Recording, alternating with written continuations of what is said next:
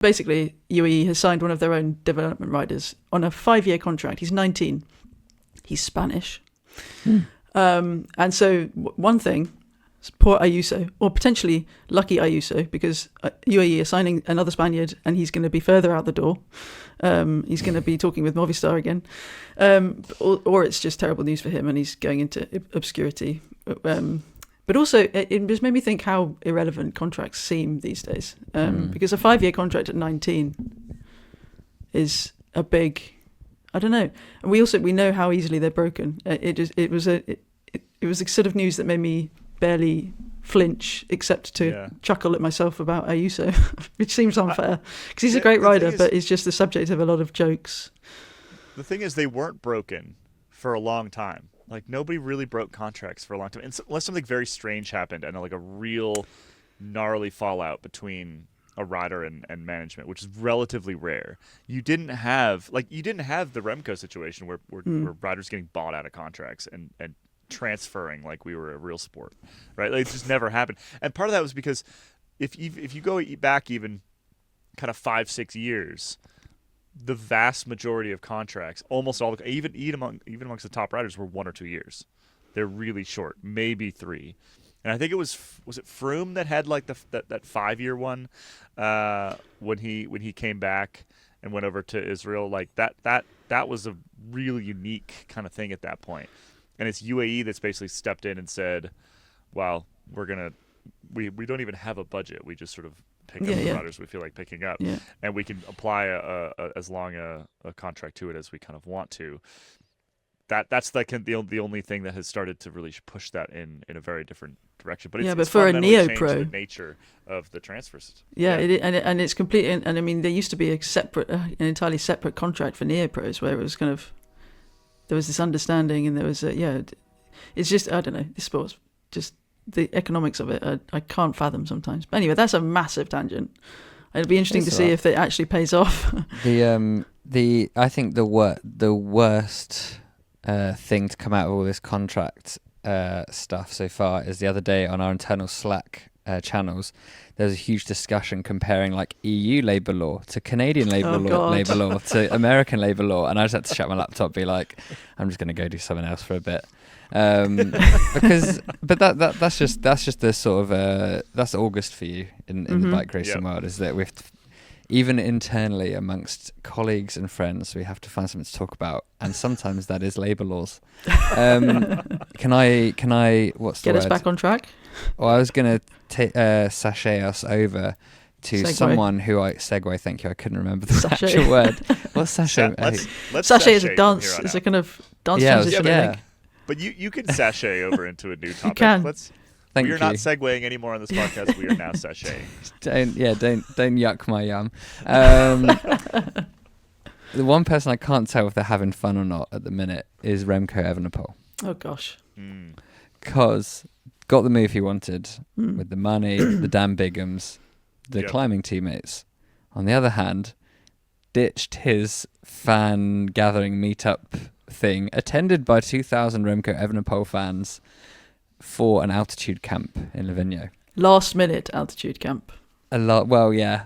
Well, I think you have to say that anyway. You can't be like, I was thinking about booking my thousands of fans months in advance. Well, yeah. I think it sounds a bit like the cyclist equivalent of the dog ate my homework. Sorry, I can't turn up. I've got to go train.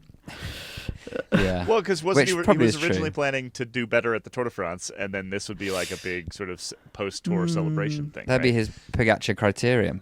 Yeah, exactly. And so then it all got messed up because he didn't do that. I mean, credit to still host the event, I guess, because people would have bought, very reasonably priced, subsidised train tickets on the mainland. And it was attended by Remco's mum and his dad. And they spoke to the media a bit, and because Remco hasn't spoken since the move, probably because he's just waiting for things to settle down a bit. Video and with his lawyers organised with the footballer. Yes. The Romelu Lukaku one. Yeah, we spoke about that on. Okay. Ian was weirdly the first to the Lukaku exclusive, the breaker. Yeah, but yeah, he hasn't given I can't. The Belgian publications must be crawling over his garden fence straight and trying to get into his white clean breakfast room. Yeah, might be why he's gone to Livigno to escape that. But we haven't heard from him yet on what he thinks about the whole situation. Patrick Lefevre did, after saying he couldn't speak, he did come out and speak, but just, smartly spoke about it in his weekend column with Het Nieuwsblad. And he said, while I can't, say anything about the contract or what's gone on, I can give my opinion on it. And Patrick Lefevre's main takeaway was that he wasn't surprised that this has happened. So there you go. That's the world exclusive we'd all been waiting for. Yeah, my favourite bit of content that's come out of this is from our friend Cosmo, How the Race Was Won, who has now is entered into the world of memes in the past, I don't know, year, two, several. But he one of his latest memes was kind of the age of the, well, it was 2 gravestones.